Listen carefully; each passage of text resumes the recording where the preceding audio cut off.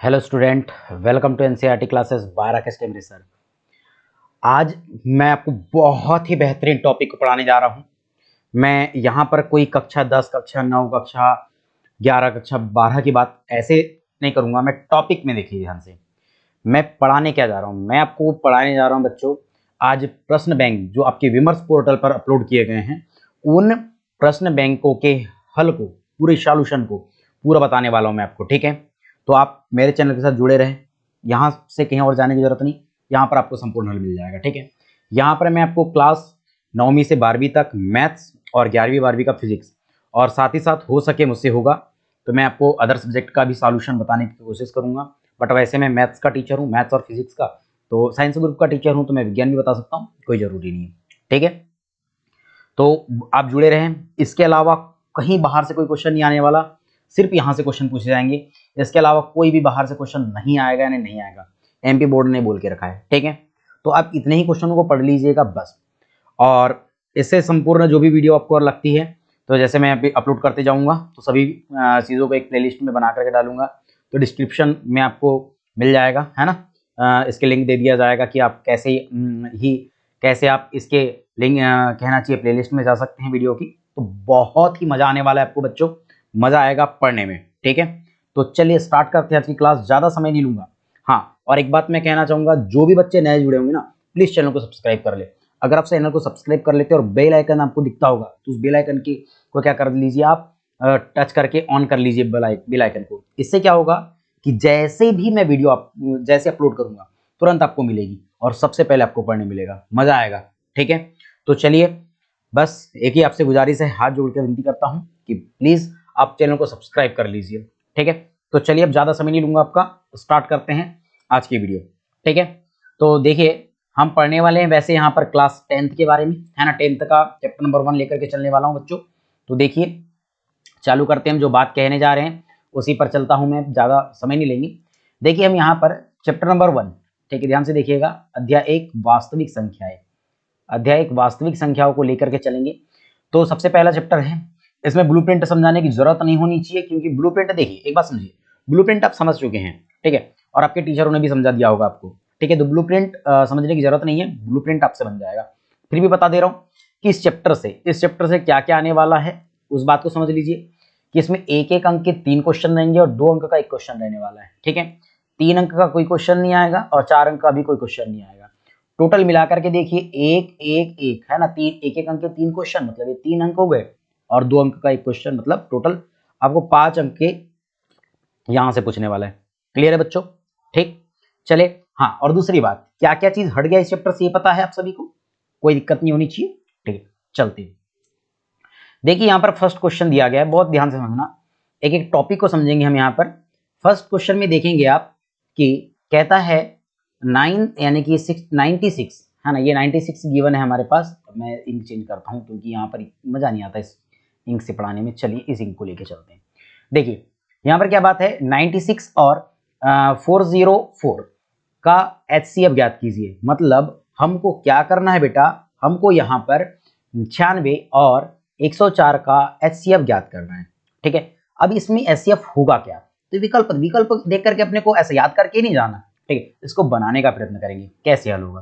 ठीक है, तो आप HCF निकालने की, तो जैसे यूक्लिड विभाजन एल्गोरिथम से सीखें, पर यहाँ पर यूक्लिड विभाजन एल्गोरिथम बोला क्या हमारे पास, नहीं, कुछ नहीं, मतलब हमको बना के नहीं दिखाना ना, हमको तो विकल्प चुनना है। तो मैं क्या करूंगा यहाँ पर कि यूक्लिड विभाजन एल्गोरिथम का यूज नहीं करूंगा, सिंपल सा बनाने वाला हूं। क्लियर है? तो देखिए हम इसको कैसे हल करेंगे, देखिएगा। देखो अब क्या करूंगा मैं, यहाँ पर सबसे पहले ये छोटी राशि है आपके पास 96 है, ये हो गया 96, और देखिए ये कितना है, 404 है, ये हो गया 404। ठीक है, अब देखिए भाग दे दीजिए 96 का 404 में, जब दोगे तो एक बात ध्यान से देखिए, 4 में तो नहीं जाएगा, 40 में भी नहीं जाएगा, 404 में चले जाएगा। एक बात मैं बोलूं, ये 96 है, 96 लगभग 100 के बराबर है, तो 4 बार में जाएगा, हाँ या ना, गलत बात है क्या? नहीं है। अब 96 का 400 में अगर भाग दे रहा हूँ, 4 बार जाएगा, अब कितना आ रहा है, तो देखो गुना नहीं आ रहा ना, सिंपल से क्या करो, 4 का गुना 6 में करेंगे तो 6 चौके 24, 24 की 4, हासिल कितना आ गया, 2 आ गया। फिर कितना हो गया, 9 चौ 36, 9 चौ कितना हो गया, 36, 36 और 2 कितना हो जाएगा, 36, 37 और 38, ये हो गया 38 आपका। अब क्या कर देंगे, घटा देंगे, 4 में से 4 गया 0, फिर ये कितना हो गया, ये हो गया 0 0 है, 8 नहीं घटेगा, इधर उधर ले लिए, मतलब ये 40 हो गया। 40 में से अगर 38 को घटाता हूँ तो ये 2 आ गया। बात समझ में आ गया, 20 आ गया। अब ध्यान से देखो क्या भाग जाएगा, नहीं, तो इस 96 को आप यहां ला दीजिएगा, ठीक है। अब देखो 20 का भाग दूंगा 96 में, तो भैया 20 चौके 80 और 20 पंचे 100 अधिक हो रहा है, तो 20 चौके क्या हो जाएगा, 80 हो जाएगा, ठीक। अब 96 में से अगर 80 को घटाते हैं हम तो भैया 16 आने वाला है, क्लियर है। अब 20 यहां लिखेंगे, ठीक है। अब देखो थोड़ा सा मैं इसको इधर लिख रहा हूं क्योंकि उधर जगह नहीं बच रही हमारे पास, तो हो गया 16 और कितना हो गया, ये 20 हो गया, भाग देंगे तो 16 एकम कितना होने वाला है, 16 हो जाएगा, घटा दो कितना आएगा, यहां पर आ जाएगा 4, यहां क्या आ जाएगा 4, देखो 16 एकम 16, 20 में से 16 गया 4। अब ये 16 को हम यहां लिखेंगे बच्चों, ठीक है। अब 4 से भाग देंगे तो 4 चौके 16, शेषफल कितना आएगा 0। जब अंतिम शेषफल आपके पास 0 आ जाता है, जब अंतिम शेषफल आपके पास 0 आ गया, तो जो अंतिम वाला जो भाजक है वही आपका क्या कहलाता है, HCF कहलाता है। ये बात मैंने आपको पढ़ाया हूं, है ना। जो भी बच्चे मेरी वीडियो को नहीं देखा है 10th के मैथ्स की, तो आप वहां जा सकते हैं, है ना, प्ले लिस्ट है 10th मैथ्स का, तो आप वहां जाकर के देख सकते हैं उस बात को, क्लियर है। तो यहाँ पर HCF इसका क्या हो जाएगा, राइट आंसर क्या होने वाला है, ये 4 होने वाला है, क्लियर है बच्चों। चलिए आगे बढ़ते हैं, आगे की ओर, क्लियर। अब ध्यान से देखिएगा सेकंड वाला क्वेश्चन। अब 12 और 15 का HCF, ध्यान से देखिएगा 12 और 15 का HCF।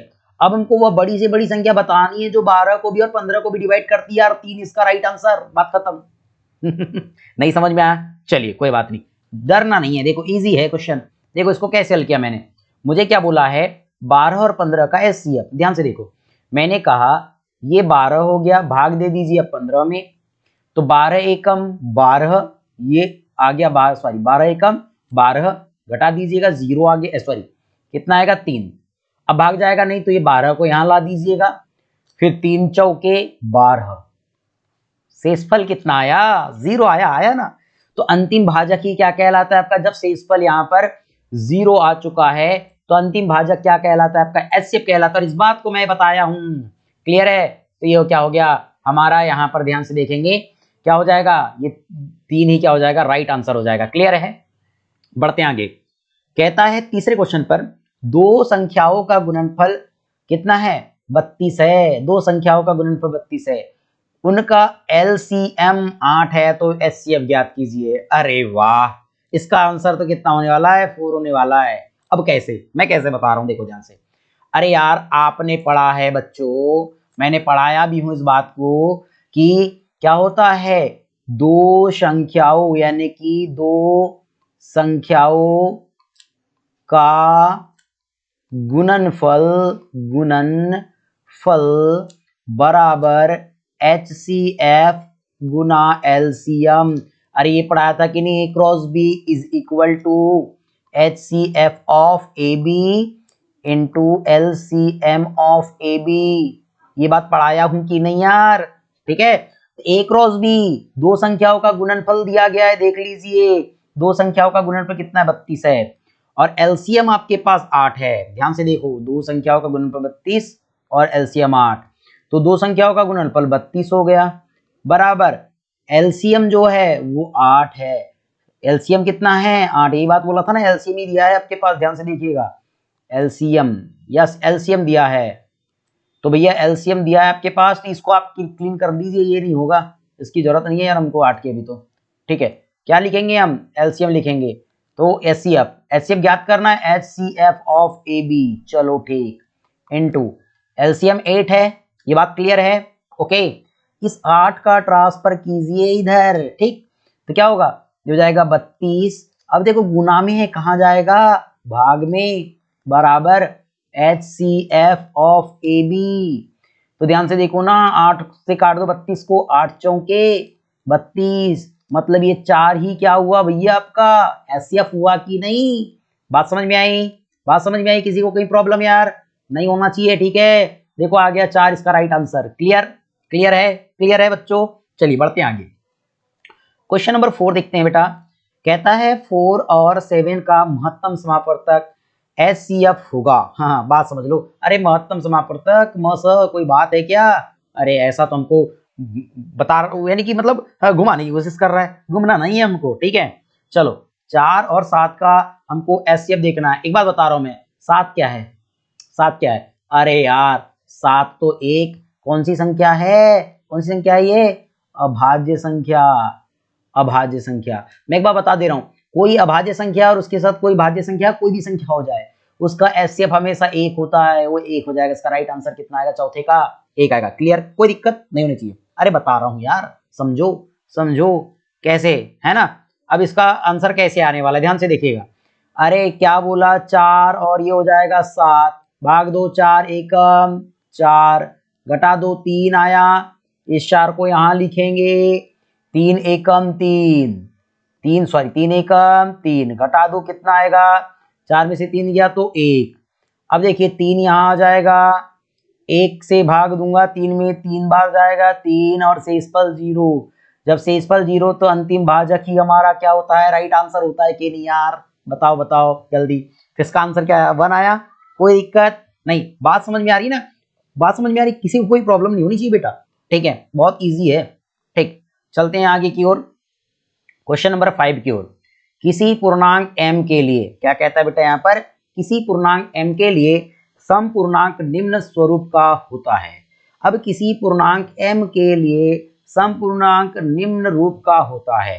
अब एक बात समझो, एक बात समझो, कोई भी सम संख्या, कोई भी सम संख्या कितने से डिवाइड होती है? 2 से डिवाइड होगी कि नहीं, बताओ मुझे। होगी। अब जब 2 से डिवाइड होगी, मतलब उसमें जो शेष बचेगा क्या वो 2 होना चाहिए, यानी कि सम संख्या होगी क्या? नहीं। ध्यान से देखो, तो वो किस रूप में होगा, ध्यान से देखिए ना, ध्यान से देखिए, मैं आपको बताना चाहूंगा एक बात, यहां ध्यान से देख लीजिए। हमने यूक्लिड विभाजन एल्गोरिथम से पढ़ा है कि a is equal to q b plus r, पढ़ा है कि नहीं? और ये r क्या हो सकता है, r क्या होता है, पता है आपको r क्या होता है? सॉरी, ये b उल्टा लिख दिया ना, क्या लिखे? a is equal to B Q plus r, और ये r की वैल्यू क्या होती है? r क्या होता है? r इक्वल हो सकता है, इक्वल हो सकता है क्या? नहीं, हमेशा कैसा होगा? लेस देन होगा। किससे? b से। किससे होगा? b से। b से लेस देन होता है r हमेशा, r b से लेस देन होता है, ये बात समझ लो, ये b से लेस देन होता है। बट क्या होगा? 0 हो सकता है या 0 से बड़ा हो सकता है। अरे 0 is less than equal to r is less than b, condition पढ़े हो ना अपने यूक्लिड विभाजन एल्गोरिथम में, तो ध्यान से देखो, तो ध्यान से देखो क्या बात होगी यार, ध्यान से देखो। तो ये r की वैल्यू, अब ध्यान से समझना, अगर मैंने कहा कि r की वैल्यू, अब ये बोल रहा हूं मैं कि हमारे पास कोई सम संख्या है m, है ना, m कोई सम संख्या है, तो r क्या कोई सम हो सकती है? नहीं, हमेशा विषम होगी। तो आंसर में देखो, जल्दी से देखने से आंसर आना चाहिए। देखो अभी इस पर संबंधित आगे क्वेश्चन भी, अगर गलत बोल रहा होगा तो देखना ये वाले क्वेश्चन। कौन सा क्वेश्चन? क्वेश्चन नंबर कहाँ गए, कहाँ गए? हाँ, 9वां और 10वें को देख लेना, अभी मैं बताऊंगा उसको बना करके। क्लियर? तो इसका आंसर देखो, इसमें सम है नहीं, ये तो 3 तो विषम हो गया, तो ये तो होगी नहीं, बात खत्म। इसमें सम है नहीं, ये भी नहीं होगा। क्या इसमें सम है? यस, इसमें +0 है, +0 मतलब ये हो सकता है। इसमें सम है क्या? नहीं, ये 5 है, तो ये भी कट गया। बात समझ में आ गया? मतलब किसी पूर्णांक m के लिए सम पूर्णांक निम्न स्वरूप का हो सकता है, और वो क्या होगा? 2m रूप का होगा। बात समझ लो, ठीक है। अभी समझाऊंगा इस बात को आगे के क्वेश्चनों में, ठीक। अब देखिए संख्याओं 5, 15, 20 के लिए एलसीएम और एचसीएफ का अनुपात, हाँ रेशियो आ गया, अनुपात पूछ लिया। अब 5, 15 और 20 के एलसीएम और एचसीएफ का अनुपात, ध्यान से देखना बेटा बोर्ड में, ठीक है। देखो हमको बोलता है 5, 15 और 20 के एलसीएम तथा एचसीएफ का अनुपात। तो एलसीएम बताना चाहूंगा मैं आपको, इनका एलसीएम कितना होगा। तो एलसीएम कैसे निकालते हैं? ऐसे निकालते थे, ये 5, 15 और 20, 2 से कटता है, काट दो, 5 आ गया, ये 15 भी नहीं कट रहा है, 20 कट रहा है, 10 आ गया, फिर 2 से कटेगा, फिर ये 5 आ गया, फिर 15, नहीं ये दोनों नहीं कट रहे, रहने दो, ये 5 आ गया, फिर के बाद बोलू 3 से कटता है, ये 5, 5 और ये 5, क्योंकि 5 नहीं कट रहा लेकिन 15 तो कट रहा 3 बार में, फिर 5 नहीं कट रहा, फिर 5 से पूरा कट जाएगा 1, 1 और 1, मतलब 2 दूनी 4, 2 दूनी कितना हो गया? 4, और ये 3 5 15, और 3 5 कितना हो गया? 15 और 15 चौ कितना होता है 60। तो इनका एलसीएम कितना हुआ, एलसीएम कितना हुआ बेटा 60 हुआ कि नहीं बताओ। जबकि एचसीएफ देखेंगे हम, एचसीएफ, एचसीएफ क्या होगा, वह बड़ी से बड़ी संख्या इनको पूरी तरह डिवाइड कर दे। तो मैं पहले दो संख्या लेके चलू, ये ली 5 और 15। देखो मैं 5 से 15 में भाग देता हूं तो भैया 5 तिया 15, शेष कितना आया 0। तो अंतिम भाजक ही क्या कहलाता है, एचसीएफ कहलाता है। अभी तो ये दो संख्याओं का एचसीएफ 5 निकला। अब ये जो आपका एचसीएफ निकला ना, इस एचसीएफ से इसमें भाग दो। 5 से किसमें भाग दूंगा, 20 में भाग दूंगा।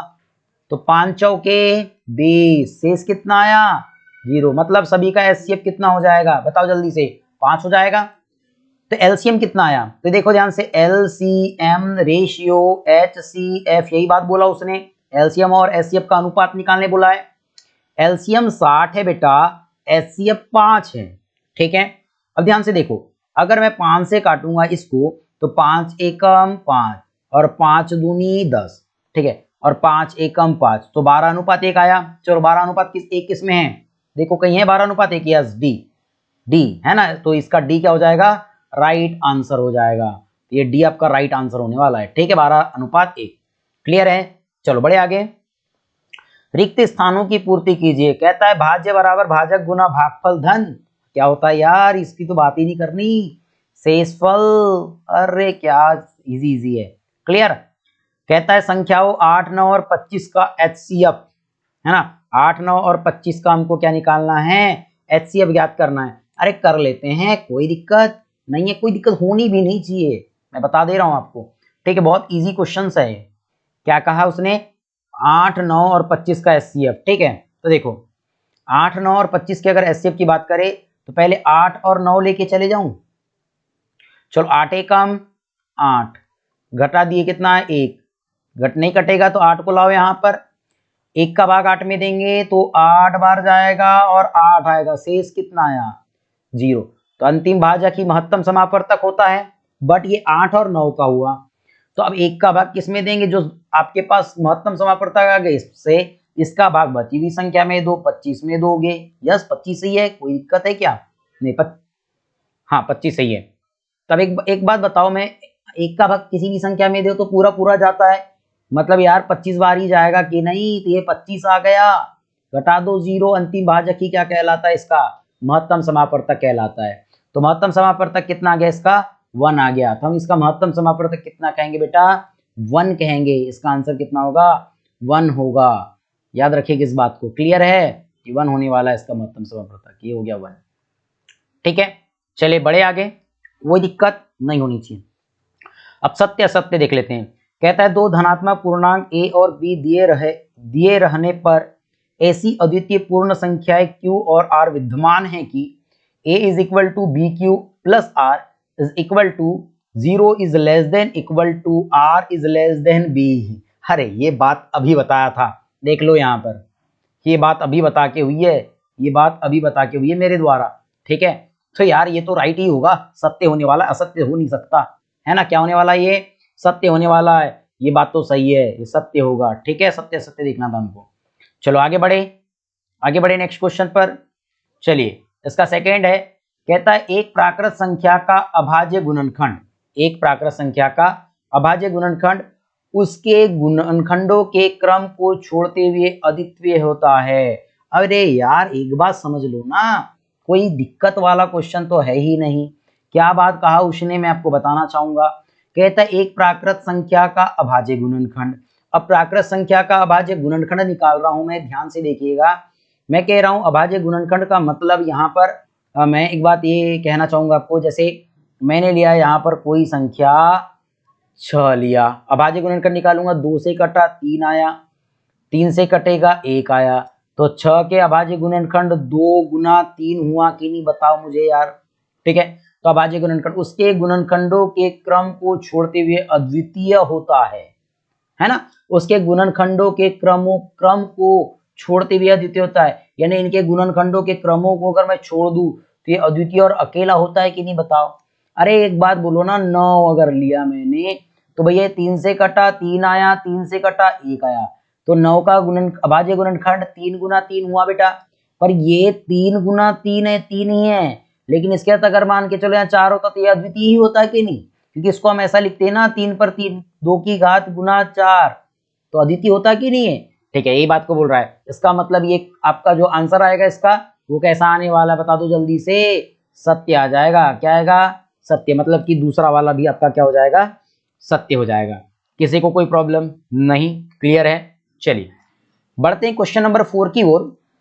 क्वेश्चन नंबर 4 क्या दिया हुआ है? वो है बेटा हमारे पास, कहता है कि एक शब्द या वाक्य में उत्तर दीजिए। एक शब्द या वाक्य में उत्तर दीजिए। मजा आ रहा है? मजा आ रहा है पढ़ने में? आएगा मजा, पढ़ना पड़ेगा आपको। ठीक है, 94 और 404 का HCF है ना, 94 और 404 का HCF, 96 और 404 का HCF। अरे यार थोड़े से के लिए अलग हो गया, नहीं तब भी आंसर आ जाता।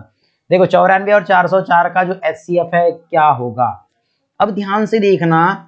अब मैं एक बात बताना चाहूंगा, अगर मैंने सिंपल सी बात कहा था यहाँ पर कि अगर मैं इसका HCF निकालना चाहूंगा तो देखिए ये हो गया 94।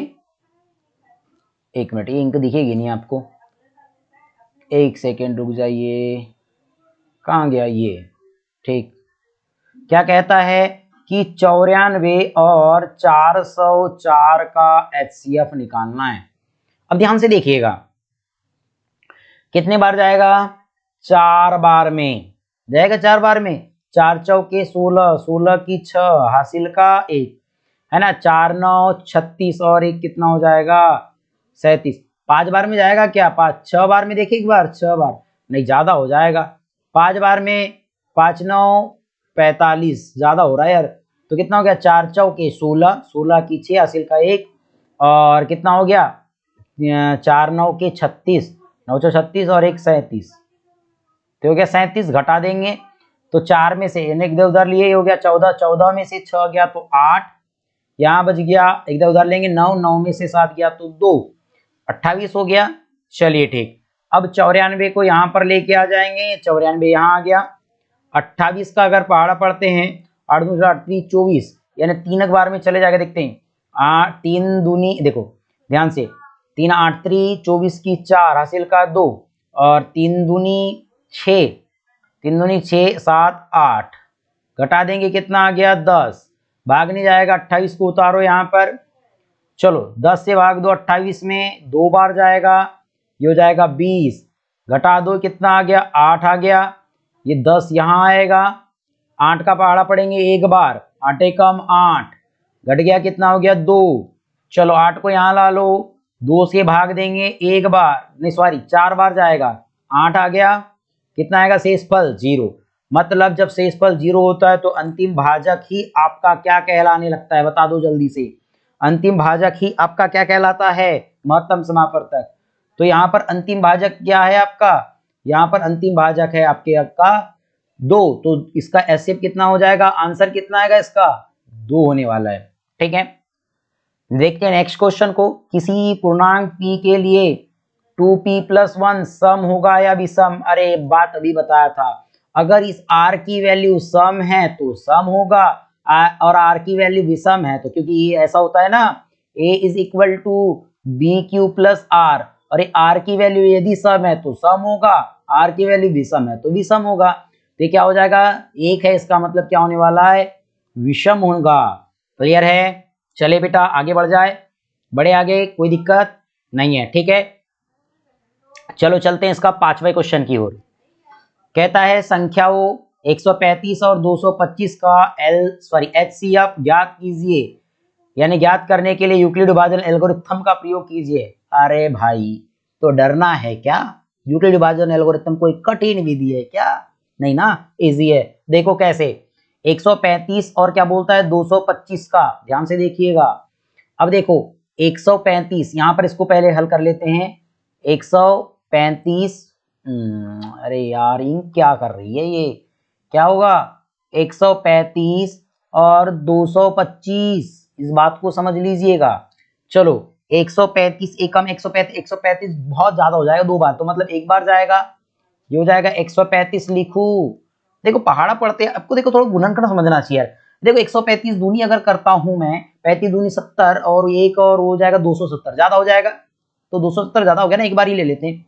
5 में से 5 गया 0, 2 में से 3 नहीं मतलब 22, 22 में से आपका 13 जाएगा तो ये हो जाएगा 9। चलो अब 135 को यहां लाए, ठीक है ला लो।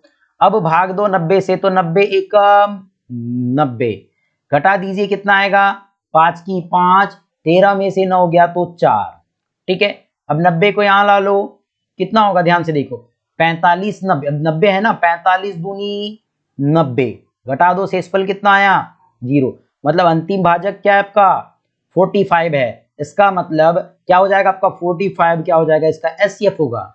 अब यूक्लिड विभाजन एल्गोरिथम से, तो यूक्लिड विभाजन एल्गोरिथम से आप हल लिखेंगे, कैसे लिखेंगे हल, तो देखिए यहाँ पर क्या करना पड़ेगा आपको 135। अब देखो ध्यान से, सबसे पहले यूक्लिड विभाजन यहां पे लिख देता हूं मैं, यूक्लिड विभाजन एल्गोरिथम से क्या होता है यूक्लिड विभाजन algorithm, A is equal to B into Q plus R, यही बात होती है। ये क्या है यहाँ पर भाजक है, सॉरी भाज्य है, भाज्य कितना हो जाएगा 225 है, ये 225 भाज्य है ना, भाजक के 135 है, तो ये हो जाएगा 135 गुना भागफल कितना आया था 1 आया था 1, धन शेषफल कितना आया था 90 आया था, चलो 90, बात समझ में आ गई। सेकंड कंडीशन क्या लिखेंगे, हिंदी में लिखने की जरूरत नहीं होती यार, आपके टीचरों ने मनमानी लिखा होगा, उतना ज्यादा लिखने की जरूरत नहीं, मैं जैसे लिखा रहा हूं वैसे लिखना पेपर में, पूरे अंक मिलेंगे। सेकंड कंडीशन ये, फर्स्ट कंडीशन ये थी, सेकंड कंडीशन ये, चलो यहाँ पर भाजक भाज्य क्या है 135 है, तो 135 भाज्य है इज इक्वल टू भाजक क्या है 90, कितने बार गुना किए थे आपने, देखो ना भागफल कितना है 1 आया है 1, धन शेषफल कितना आया है 45, ठीक है। अब ध्यान से देखिए 45, ठीक ये 45 है। अब ध्यान से देखिए इस कंडीशन पे आ गए, भाज्य कितना है 90 इज इक्वल टू भाजक कितना है 45, भागफल 2, धन शेषफल 0। जब शेषफल 0 आया मतलब अंतिम भाजक ही क्या कहलाता है आपका एचसीएफ, अतः एचसीएफ इज इक्वल टू कितना होगा 45, यही आपका क्या हो जाएगा राइट आंसर हो जाएगा। क्लियर है बच्चों, कोई प्रॉब्लम किसी को नहीं, बहुत इजी हो रहे हैं क्वेश्चंस, ठीक है, कठिन नहीं है, बहुत इजी है। चले आगे बढ़ते हैं आगे नेक्स्ट क्वेश्चन की ओर। कहता है 800 कितना है 67 और 255 का एचसीएफ यूक्लिड विभाजन एल्गोरिथम से ज्ञात कीजिए। अरे फिर क्या डरना यार, कितना दिया है 867 और 255 कितना है 867, देखो यहां लिख देता हूं, ये हो जाएगा 867 और 255, छोटी संख्या से ही भाग देते हैं, भाग दे देते हैं यार, बड़ी संख्या से तो नहीं दे सकते ना, दे तो नहीं सकते, कहीं किसी के टीचर ने ऐसा तो नहीं बता दिया कि नहीं बड़ी संख्या से भाग दे सकते हैं छोटी संख्या में, नहीं यार, बड़ी संख्या में छोटी संख्या से भाग देंगे, छोटी संख्या में बड़ी संख्या से भाग नहीं दे सकते। क्लियर है, चलो चलते हैं समझते हैं इस बात को, ठीक चलिएगा। तो देखो बढ़ते हैं आगे और देखते हैं इस टाइप को कैसे हल करेंगे।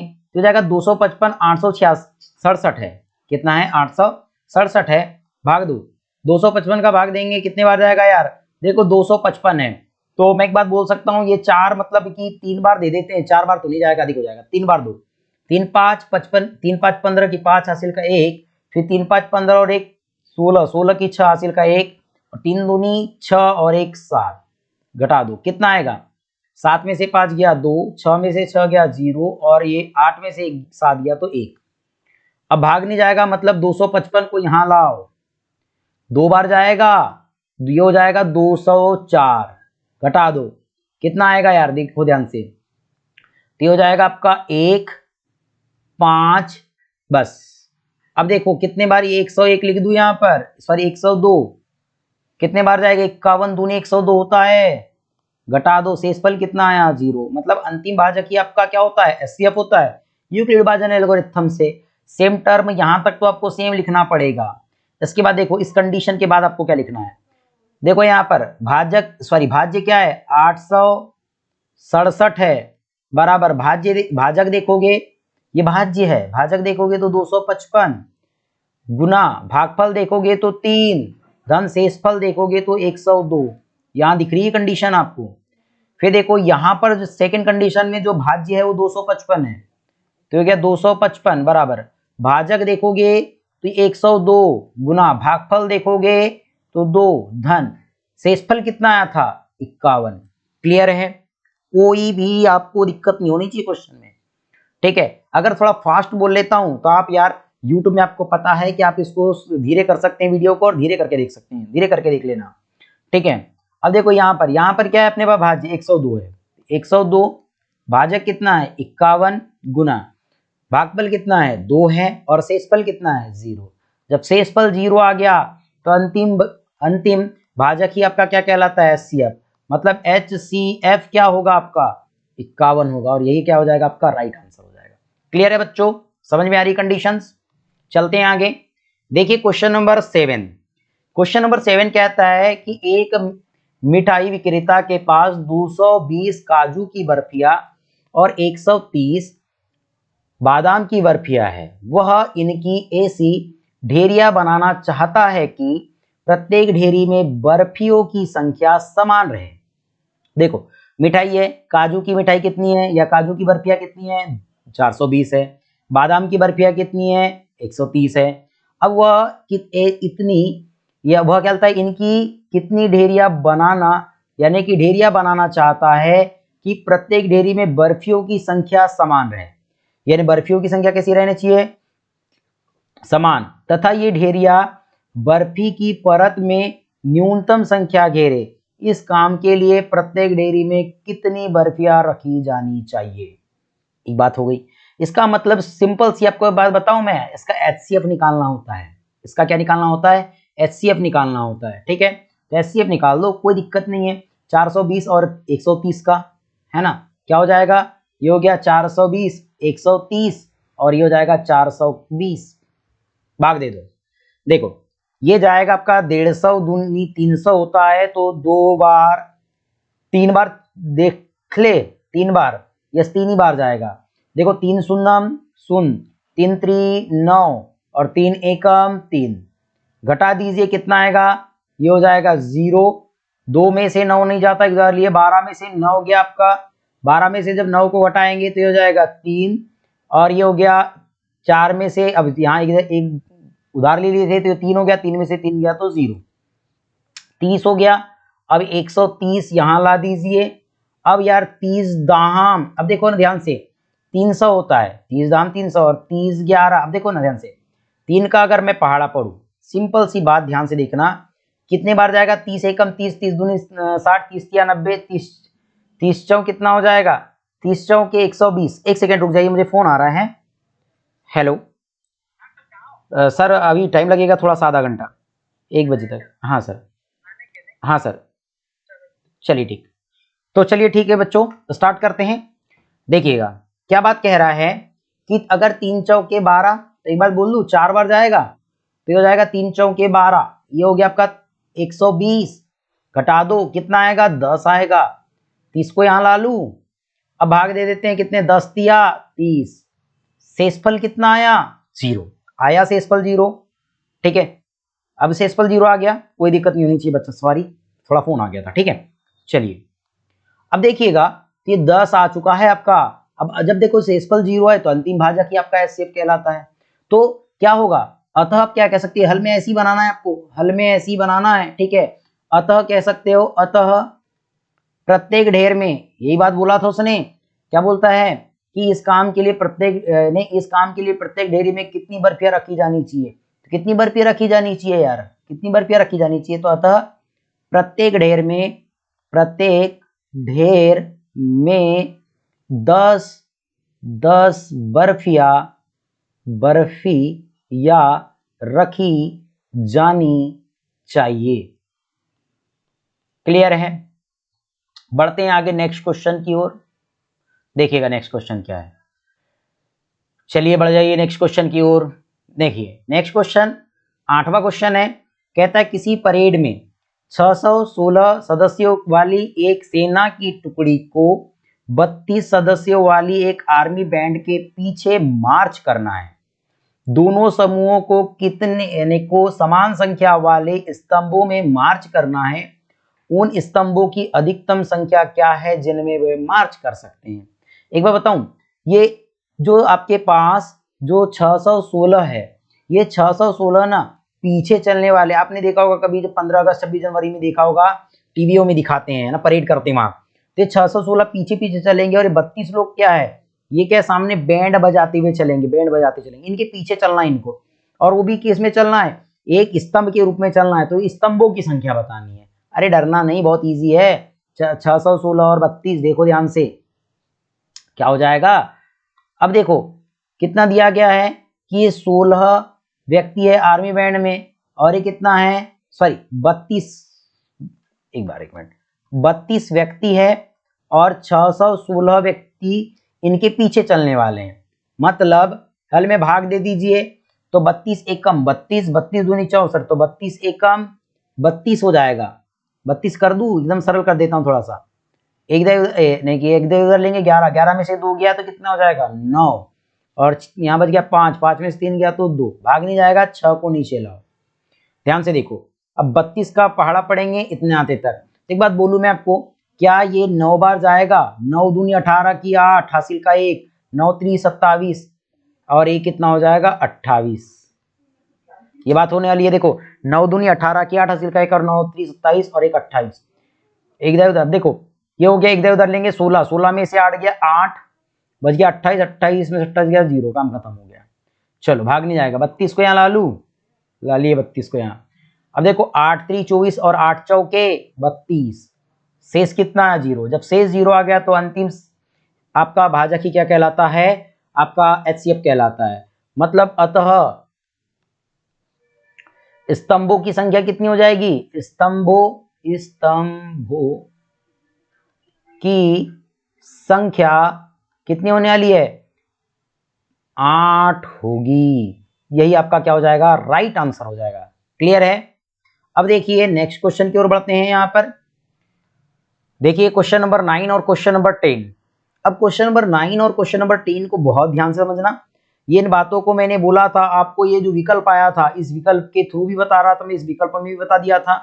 उसके बाद यहाँ पर एक क्वेश्चन और आया था, ये सम विषम वाला। चलिए उसी क्वेश्चन को लेके चलते हैं 9वें और 10वें को।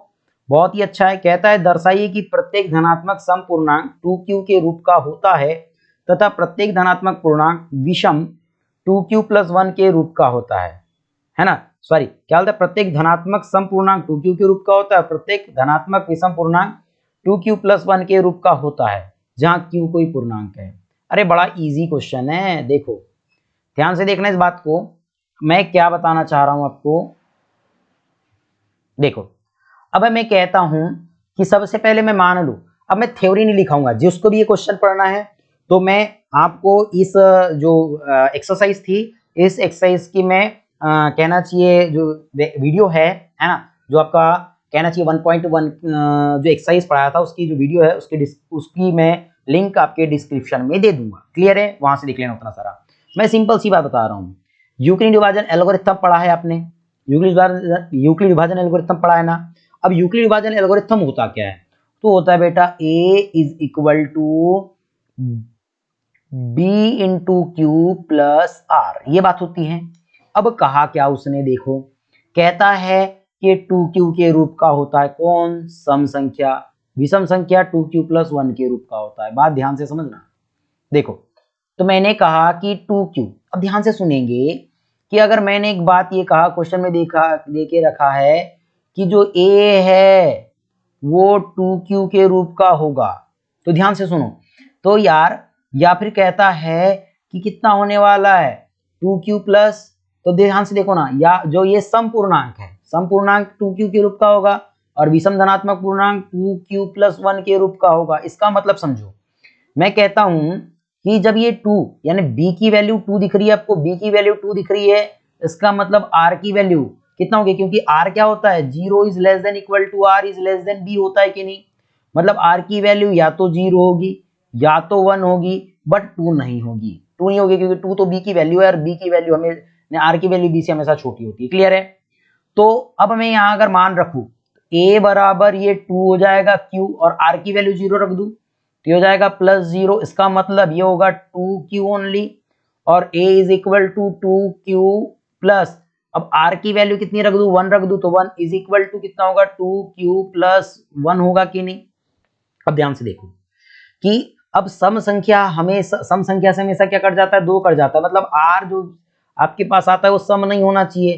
तो यहाँ पर सम दिख रहा है, यहाँ पर सम संख्या है क्या, कुछ नहीं, मतलब 0 है, 0 है मतलब सम है, प्लस सम है कि नहीं है, मतलब कि जो 2q के रूप को में हम किस संख्या को रिप्रेजेंट कर सकते हैं, किसी भी धनात्मक, किसको, सम धनात्मक पूर्णांक को रिप्रेजेंट कर सकते हैं। और 2q प्लस 1 किसके रूप में किसको रिप्रेजेंट कर सकते हैं हम, किसके रूप में कर सकते हैं यार, धनात्मक विषम पूर्णांक के रूप में व्यक्त कर सकते हैं, यही इसका आंसर है। सेम इसी प्रकार से जिसको इसको समझना होगा तो मैं आपके डिस्क्रिप्शन में लिंक दे रहा हूं, वहां जाके पढ़ लेना इस क्वेश्चन को, ठीक है। चलो देखते हैं इसका नेक्स्ट क्वेश्चन, क्वेश्चन नंबर 10। अब क्या कहता है, प्रत्येक धनात्मक पूर्णांक 4q प्लस 1 या 4q प्लस 3 के रूप का होता है। अब धनात्मक देखो क्या होता है, दर्शाए कि प्रत्येक धनात्मक पूर्णांक 4q प्लस 1 4q प्लस 3 के रूप का होता है। एक बात समझो ना यार, ये क्वेश्चन ही गलत है। प्रत्येक धनात्मक पूर्णांक ये ऐसा कैसे हो जाएगा यार, प्रत्येक धनात्मक यहाँ पर लिखना पड़ेगा इसको विषम, क्या नहीं लिखा इसने, विषम नहीं लिखा है, इसको विषम लिखना पड़ेगा। यहाँ क्या लिखना पड़ेगा, धनात्मक विषम पूर्णांक, ये विषम आएगा यहाँ पर। चलिए इस क्वेश्चन को समझ लेते हैं, कोई दिक्कत नहीं होनी चाहिए आपको, यहीं पर समझता हूं। 4q क्या बोला था इसने, 4q प्लस 1 या 4q प्लस 3 के रूप का होता है। अब एक बात समझो, अगर मैं इस क्वेश्चन को यूक्लिड विभाजन एल्गोरिथम से लेके चलूं, a is equal to B Q plus R, ध्यान से देखो तो जहां आप देख सकते हो आप कि b इज इक्वल टू कितना है, b इज इक्वल टू 4 है, अरे 4q प्लस 1 और 4q प्लस 3 दिया है ना, मतलब b के प्लेस में कितना है, 4 है। तो आप क्या कह सकते हो, तब कह सकते हो कि जो r होगा उसकी वैल्यू क्या होगी, 0 हो सकती है, 1 हो सकती है, 2 हो सकती है, 3 हो सकती है, और ओनली 3 हो सकती है, 4 तो नहीं हो सकती क्योंकि 4 से हमेशा छोटा होता है, ये बात समझ लो यहाँ पर, ठीक है। अब कितना होगा यार, अतः संख्या को अगर देखोगे तो a की वैल्यू क्या क्या हो जाएगी, a की वैल्यू आप देखोगे तो हो जाएगी 4q प्लस 0 भी हो सकती है, फिर 4q प्लस 1 भी हो सकती है, फिर 4q प्लस 2 भी हो सकता है, फिर 4q प्लस 3 भी हो सकता है। अब एक बात समझो, क्वेश्चन में एक चीज रिपीट नहीं किया है, धनात्मक विषम पूर्णांक, तो यहाँ पर विषम नहीं दिया था तो विषम बोलेंगे, 4q प्लस 1 4q प्लस 3 के रूप का होता है। अब यार एक बात समझो, विषम पूर्णांक की अगर मैं बात कर रहा हूं तो भैया विषम पूर्णांक की बात कर रहा हूं तो क्या होगा, ये बात नहीं हो सकती क्योंकि ये दो सम संख्या से यानी 2 से विभाजित हो जाएगी, सम संख्या से विभाजित हो रही है, ये भी 2 से पूर्णतः विभाजित हो जाएगी। इसका मतलब ये विभाजित हो रही है क्या, नहीं, और ये विभाजित हो रही है क्या, नहीं हो रही है।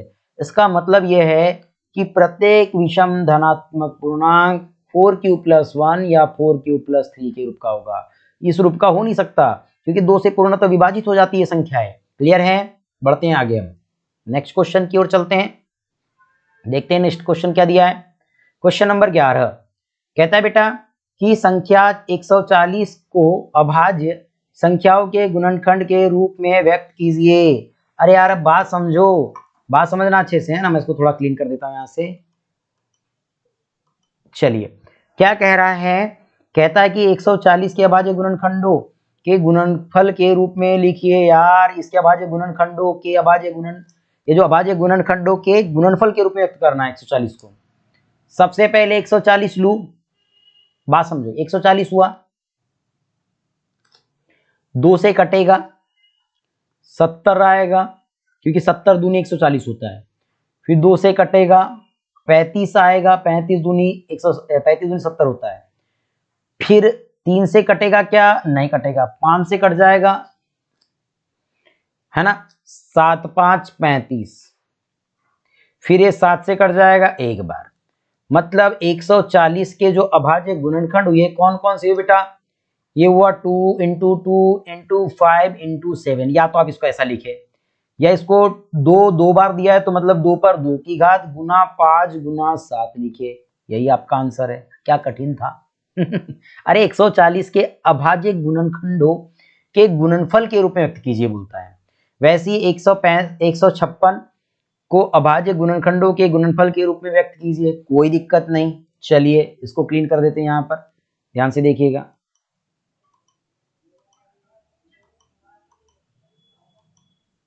अरे मिट क्यों नहीं रहा है?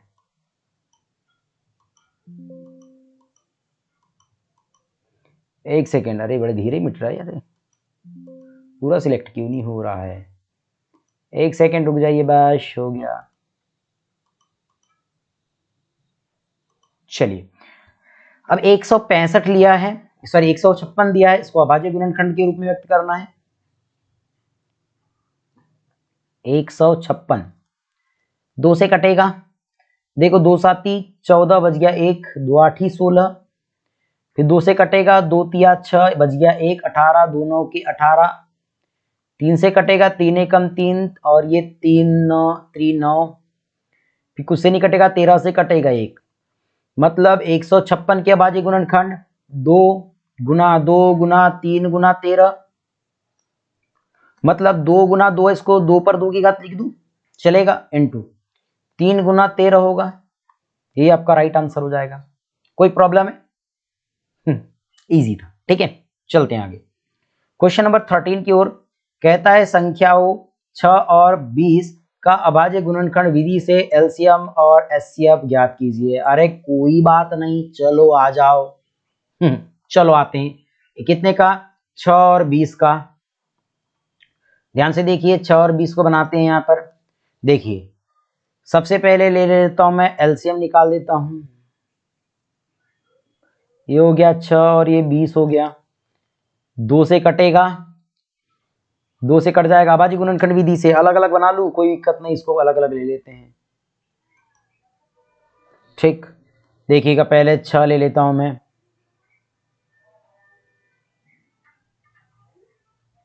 6 लिया, 2 से कटेगा ये 3 बार, 3 से कटेगा ये 1 बार, तो 6 के अभाज्य गुणनखंड बेटा 2 2 या 3 गुना 2 लिख दूं या 2 गुना 3, कोई दिक्कत नहीं। फिर ये लेते हैं 20, 2 से कटेगा 10, 2 से कटेगा 5, 5 से कटेगा 1, मतलब 20 के अभाज्य गुणनखंड देखोगे तो 2 गुना 5। चलो आ जाओ, तो मैं बोलूंगा एलसीएम, एलसीएम लेके चले जाऊं। चलो, इसमें 3 है, इसमें 3 है क्या? नहीं है, चलो लिखो एक बार 3 को, इसमें 2 है, इसमें 2 है, पेयर बना, पेयर बना, चलो 2 को एक बार लिखो, गुना 2। फिर अब इसका काम खत्म हो गया, अब ये 2 का काम खत्म हो चुका था पेयर से, अब ये 2 बचा, तो गुना 2 गुना 5 बचा था 5। हल करो, कितना होगा? 2 दूनी 4 है ना, 4 पंचे 20 और 20 तिया 60, मतलब इनका एलसीएम कितना हो गया? 60 आंसर।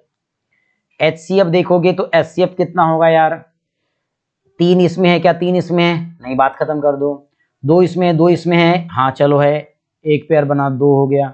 अब तो ये इस काम खत्म हो गया, कुछ कॉमन मिला ही नहीं, ओनली 2 मिला, और यही क्या होगा? इसका एचसीएफ होगा, और यही आंसर हो जाएगा। अरे कुछ नहीं, एचसीएफ में क्या होता है, इसमें और इसमें कॉमन मिलना चाहिए, उस कॉमन पेयर को एक बार लिख दो, बात खत्म, वही एचसीएफ कहलाता है। क्लियर है? बड़े आगे देखिए, क्वेश्चन नंबर कौन सा दिया है अब? 14वां। कहता है कि 6 72 और 120 का अभाज्य गुणनखंड विधि से एलसीएम और एचसीएफ निकालिए। 6 72 और 120, ठीक है। 6 के तो ले लिए थे, अब 72 ले लेते हैं यहां पर, और 120 ले लेता हूं यहां पर, ठीक है। थोड़ा सा आड़ा तिरछा हो गया, इसको हम थोड़ा सीधा करना चाहेंगे, 72 लेते हैं, ठीक है।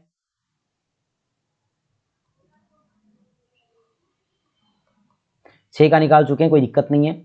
2 से कटेगा, 2 से कट जाएगा, ये 3 दूनी 6 और 36, 36 दूनी 72, फिर 2 से कटेगा, है ना, कितना होगा? एक बार कट जाएगा, 8 18 दूनी 36, उसके बाद फिर 2 से कटेगा, 9 दूनी 18, फिर 3 से कटेगा 3, फिर 3 से कटेगा 1, चलो ये 2 से कटेगा 60, फिर 2 से कटेगा 30, फिर 2 से कटेगा 15, 3 से कटेगा 5, 5 से कटेगा 1। तो भैया 6 के तो ले चुके थे, 6 का कितना आया था? 2 गुना 3, 72 का देख लो कितना आया, सही निकाल रहे कि नहीं? 6 72 120, ठीक है, 6 72 120, 6 72 120, ठीक है। अब देखो 72 का 2 गुना 2 गुना 2 गुना 3 गुना 3, 120 का देख लेते हैं, 2 गुना 2 गुना 2 गुना 3 गुना 5। चलो LCM देखते हैं, सबसे पहले LCM कितना है। 2 की पेयर बनी, बात खत्म करो, ये 2 आ गया, देखो सभी में 2 2 दिखे, गुना ये 3 3 3 दिखे, खत्म करो, चलो 3 गुना, अब इसमें 2 नहीं, कोई बात नहीं, इनमें तो 2 है, चलो 2, फिर इनमें 2 है 2, फिर एक 3 का पेयर खत्म हो चुका था यहाँ से, एक 3 बचा, गुण ओनली 3, तो ये 3 हो गया, और ये 5 बच गया, 5 हो गया। गुना कीजिए, कितना आएगा, ये हो जाएगा आपका, देखो 2 दूनी 4, 4 दूनी 8, है ना, 3 3 9, ध्यान से देखो, 2 दूनी 4, मैं 2 2 का गुना कर रहा हूँ, 2 दूनी 4, 4 दूनी 8, 8 पंचे 40, और 3 दूनी 6, 6 चौके 24, तो ये 240 इसका आंसर हो जाएगा। अब HCF देखो, HCF सभी में 2 2 कॉमन मिले, चलो 2 लिखो, फिर ये 3 ये 3 ये 3 कॉमन मिले, गुना 3, अब क्या तीनों में कोई कॉमन है, नहीं है, मतलब क्या हो जाएगा, 6, इसका आंसर हो जाएगा। क्लियर है, मतलब LCM 240 और HCF कितना होगा, 6 हो जाएगा। आगे बढ़ते हैं नेक्स्ट क्वेश्चन की ओर। देखिए नेक्स्ट क्वेश्चन क्या दिया गया बेटा, कहता है कि अभाज्य गुणनखंड विधि द्वारा 12 15 21 का LCM HCF ज्ञात कीजिए। कोई बात नहीं, 12 15 21, देखो ये हो गया 12,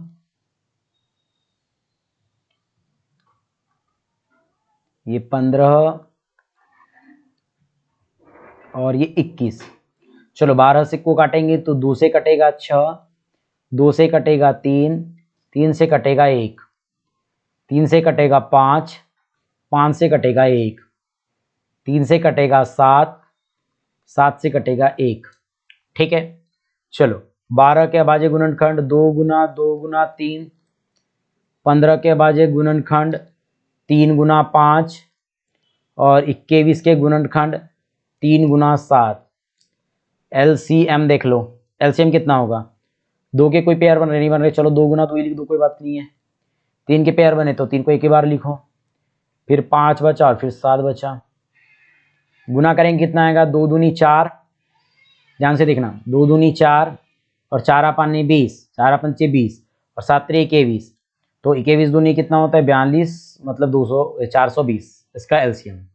HCF देखोगे आप तो कॉमन क्या मिला यार, ओनली 3 3 कॉमन सभी में, तो 3 आंसर। क्लियर है, चलते हैं आगे। कहता है कि LCM, दो संख्याओं का LCM दिया, HCF दिया गया है 9, LCM हमको ज्ञात करना है। ध्यान से देखिएगा, इस क्वेश्चन का बहुत ही अच्छा है।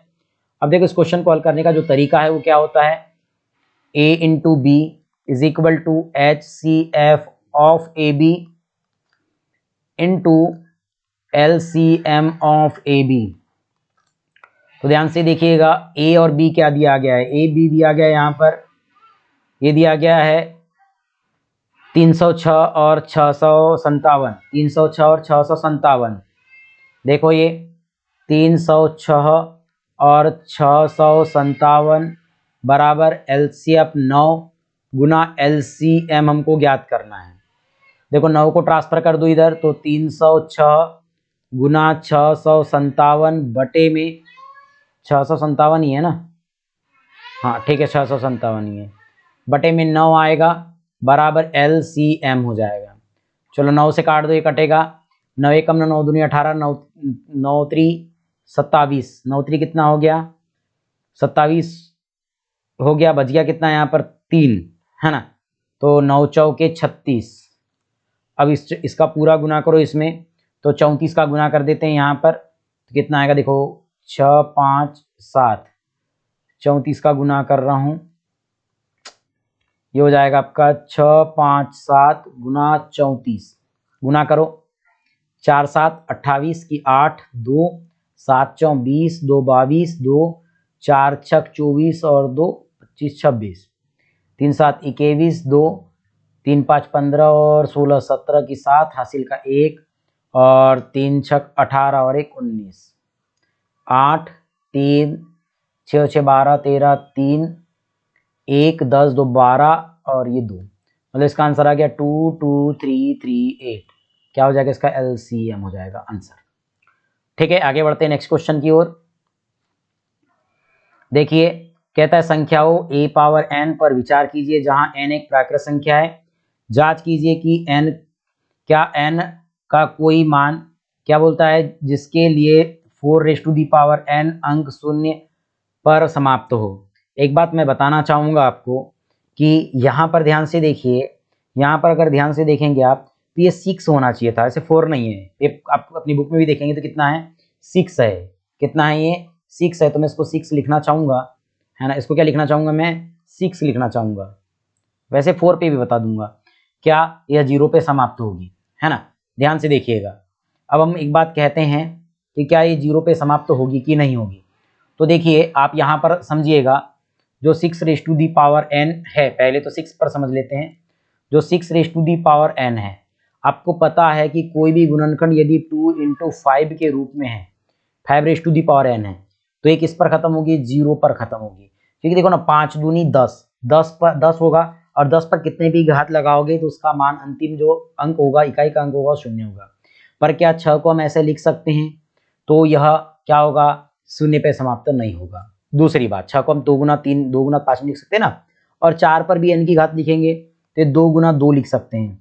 इसको क्या लिख सकते हैं, 2 × 3 लिख सकते हैं। ठीक है, 2 × 2 लिखे, क्या 2 × 5 लिख सके, नहीं लिख सके, इसलिए ये भी 0 पे समाप्त नहीं होगी। जब ये समाप्त नहीं होगी तो बात ही खत्म हो गया, है ना। ठीक है, तो क्या बात कहा था, इसको भी मैंने वहां पर समझाया था, देख लीजिएगा वीडियो में। तो ये 0 पर समाप्त नहीं होगी, 0 पे समाप्त नहीं होगी। ध्यान से देखो, व्याख्या कीजिए कि 7 × 11 × 13 धन 13 और 7 × 6 × 5 × 4 × 3 × 2 × 1 × धन 5 संख्या भाज्य संख्याएं क्यों है, हमको व्याख्या करना है या सिद्ध करना है। देखो 7 × 13, 7 × 11 × 13, देखो ध्यान से, 7 × 11 × 13 धन 13, इसको हल करोगे आप तो कितना आएगा, 7 11 या फिर 13 का गुना करो तो भैया 13 एकम 13 की 3 हासिल का 1, 13 एकम 13 और 1 14, 143 गुना 7 धन 13, 7 3 21 की 1 हासिल का 2, 7 चौके 28 29 30 0 हासिल का 3, 7 एकम 7 और 3 10 धन 13। जब इनको जोड़ोगे तो 1 0, है ना, और ये कितना होगा 1 और ये 4 हो जाएगा। उसके बाद देखिए नेक्स्ट वाली जो डिजिट है वो कितना है, 7 × 6 × 5, 7 से लेके 5 है ना। देखो कितना है, 7 × 6 × 5 × 4 × 3 × 2 × 1 धन 5 हो जाएगा। हल करते हैं, इसको गुना कर देते हैं। देखो 1 का गुना किसी भी राशि में करो वही राशि आती है। देखो 2 तिया 6, कितना हो जाएगा, 2 तिया आपका 6 होने वाला है, 6 6 6 पंचे 30, 30 3 चौके 12, 120, कितना हो जाएगा 120, ये हो जाएगा 120। ठीक है, फिर ये 7 छके 42, कितना हो जाएगा, ये हो गया 42 गुना और ये धन 5। हल करोगे तो 42 शून्यम 0, 42 दूनी 84, 84 की 4 हासिल का 8, 42 एकम 42, 42 और 8 50 धन 5, तो हो जाएगा 5 0 4 5। अब ध्यान से देखना, क्या बात कहा था इसने, कहा था कि ये भाज्य संख्याएं क्यों हैं। अब भाज्य संख्या क्यों है, इस बात पर हम थोड़ा सा डिस्कस कर लेते हैं। तो ध्यान से देखिए, अगर मैं इस बात को देखूंगा तो 114 है, 114 2 से डिवाइड हो जाती है, और ये जो 50 और 45 से 5 से डिवाइड हो जाती है। अरे वे संख्याएं जो एक और स्वयं संख्या के अलावा किसी संख्या से विभाजित हो जाती है वह भाज्य संख्या कहलाती है। और वे है ना, ये भी देखो 2 से डिवाइड हो गई, ये 5 से डिवाइड हो गई, एक और स्वयं संख्या के अलावा डिवाइड हुई, मतलब ये दोनों संख्या कैसी है, दोनों भाज्य है, दोनों भाज्य है। क्लियर हुआ। तो इस प्रकार से हमारा पहला चैप्टर कंप्लीट होता है। आशा करता हूँ सभी को मजा आया होगा वीडियो देखने में, है ना। थोड़ा सा पेशेंस लेकर के रख करके देखेंगे तो आपसे पूरा क्लियर हो जाएगा। ठीक है, तो इसी प्रकार की वीडियो के लिए बने रहे हमारे चैनल के साथ। मिलते हैं नेक्स्ट वीडियो में। Thank you.